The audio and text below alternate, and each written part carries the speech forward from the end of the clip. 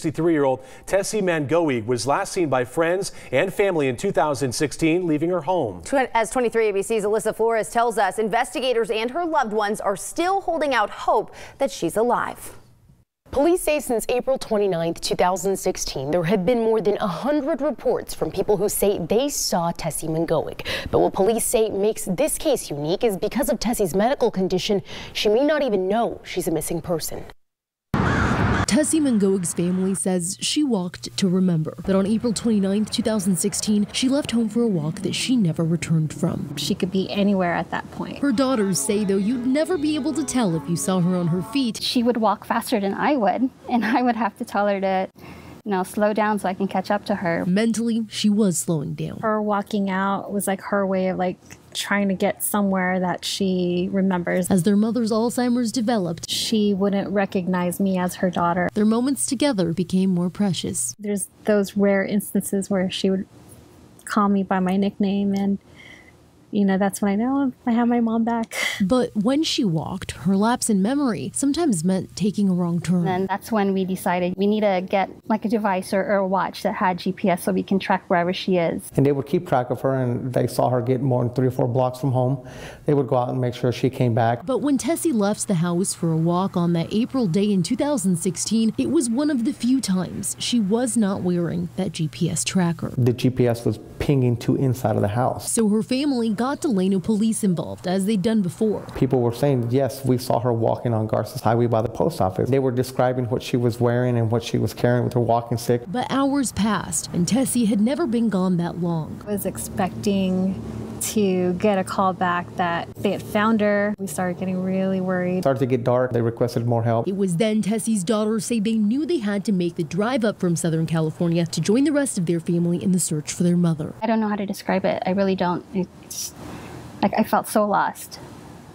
I'm in my hometown, and I don't know where I am. I don't know what I'm doing. Family members hung flyers. Police continued searching. Following day, started doing some follow-up further east. Everything was leading that she was east of the city. I normally drive up to Delano on the 99, but I took 65 freeway. Just hoping that, maybe I'd find her walking along there somewhere, but I didn't. Instead, when I noticed all the Delano PD cop cars driving around, and I knew they were there searching for my mom too. With dozens of reported sightings, investigators believed they were getting closer. They gave us a full description of what we were looking for: her clothing, her walking stick. The elderly Filipino female did not look in any kind of distress. Finally, it was a sighting by a man overseeing workers out in a field that caught investigators' attention. We showed them the flyer. He says, matter of fact, I've seen this lady. I saw the flyer in Rich Grove, and some of our laborers working in an orange field say they saw her. So that's where they searched, a grove off of Highway 65. We set a perimeter around this 3 miles by 3 miles of orange trees, row by row, tree by tree. Brought the family out, put them in patrol cars with PA systems. Got on a loudspeaker, and we were calling her name, and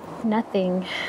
Put a couple investigators with the Air 1 unit up into the helicopter, and they're flying all in that area. More workers reporting they saw Tessie too. It was assuring that we were on the right track, that we were moving in the right direction. There was water in the area, and there was oranges. There was stuff out there for her to have overnight. But still nothing. We went to the following day, and we cleared the entire orchard. Stopped every car coming in and out. Every turn we made or looking behind the trees, we thought that we would find her. After our 3rd day out in the fields, checking it completely and searching it, every tree, every grove, every canal out there, she got past us somewhere out there. This is something that you see in the news happening to other people. I never imagined that it would happen to us. To my mom. Days went by. Search for a missing Delano woman with Alzheimer's is now entering its 10th day. Family says the last potential sighting they had was in Porterville. And those sightings didn't let up. Probably within the first few weeks, we probably had every bit of about 50, 60 sightings. As far north as the Bay Area, down the 99. In Bakersfield off of California Avenue. In Taft. Church and Wasco. The Kern River Valley and Alta Sierra. And we followed up on every single one of them. Investigators were sent to those areas. Weeks turned into months, but the sightings continued to come in. To date, we've probably had over 150 sightings. But still, no Tessie. There was just enough to keep you going, and you don't want to give up until all those leads are exhausted. But not one of those leads brought the answers Tessie's family still longs for. You just don't get any closure off of this.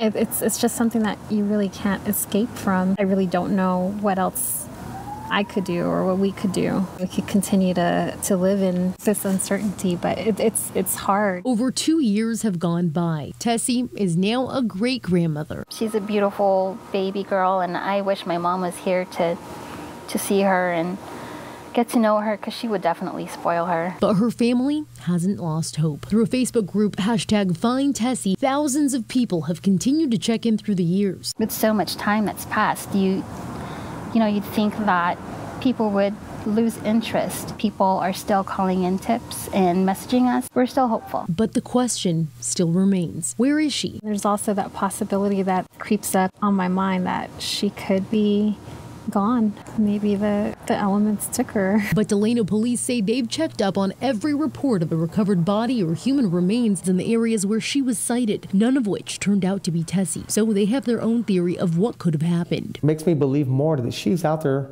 probably living her life normal. Probably doesn't understand because of her medical condition that she is a missing person. That's why investigators say they're not putting this case on the back burner, and they're not giving up. They talk about cases that have come to stick with you for a while. This is one of those cases that I'm going to remember because it felt like we had her. We had her in our fingertips, and she slipped away from us. Still hopeful for the one lead that will lead her home. I do believe that she's still out there. She doesn't know who she is. She doesn't know that she's missing, but I think she's still there. She's still out there.